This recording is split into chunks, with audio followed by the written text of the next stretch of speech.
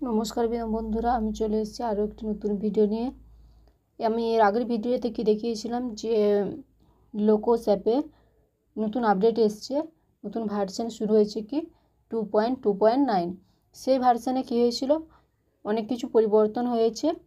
সেক্ষেত্রে আমি দেখিয়েছিলাম কি যে মেম্বারের পাশে যে সমস্ত ক্রস চিহ্নগুলো এসছে সেগুলো কিভাবে রিমুভ করা যাবে, গ্রিন করা যাবে কিভাবে। তো এক্ষেত্রে কি হয়েছে, গ্রিন করতে গিয়ে কি হয়েছে যে আমাদেরকে কি করতে হচ্ছিল, ডাউনলোড ডাটা করতে হচ্ছিল। কিন্তু ডাউনলোড ডাটা করাতে কিছু কিছু কিছু কিছু দলের যেমন হচ্ছে গ্রিন হয়েছে, আবার কিছু কিছু দলের সেগুলো গ্রিন হয়নি। যে সমস্ত দলের গ্রিন হয়নি তাদের জন্য কি করতে হবে সেটা আমি আজকে বলছি। যে সমস্ত দলের গ্রিন হয়নি তারা ওখান থেকে ব্যাক করুন। ব্যাক করার পরে ওই দলটাকে সিলেক্ট করুন। এই যে এখানে আমরা করছিলাম কি ডাউনলোড ডাটা, ইয়েস করছিলাম, সাকসেসফুল হয়েছে।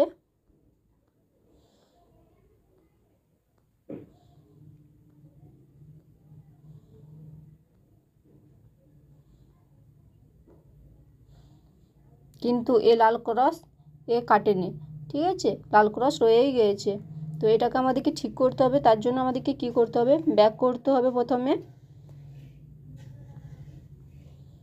আবার সেই এসএসজি গ্রুপের মধ্যে প্রবেশ করুন,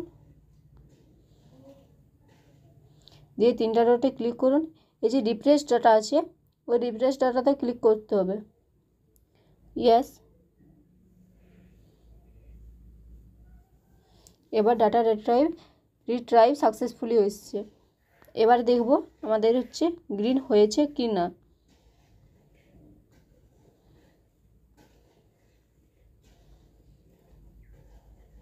দেখুন এবারে সমস্তগুলো হচ্ছে গ্রিন হয়ে গেছে, যেগুলো একমাত্র ইনঅ্যাক্টিভ করা হয়েছে সেগুলো সবুজ রেড কালারের আছে, বাকি সমস্তগুলো গ্রিন কালার হয়ে গেছে। তো এটাই বলার ছিল, আজকের ভিডিও এই পর্যন্তই।